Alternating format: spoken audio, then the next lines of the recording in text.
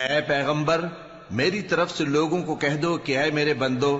جنہوں نے اپنی جانوں پر زیادتی کی ہے، اللہ کی رحمت سے نا امید نہ ہونا۔ اللہ تو سب گناہوں کو بخش دیتا ہے، بے شک وہی تو ہے بڑا بخشنے والا، بڑا مہربان۔ اور اس سے پہلے کہ تم پر عذاب آ واقع ہو، اپنے پروردگار کی طرف رجوع کرو اور اس کے فرما بردار ہو جاؤ، ورنہ بعد میں تم کو مدد نہیں ملے گی۔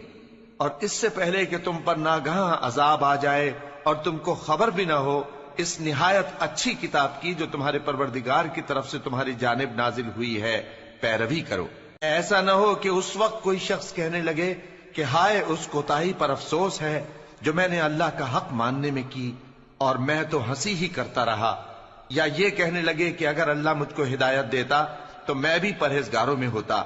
یا جب عذاب دیکھ لے تو کہنے لگے کہ اگر مجھے پھر ایک دفعہ دنیا میں جانا ہو تو میں نیکوکاروں میں ہو جاؤں۔ ارشاد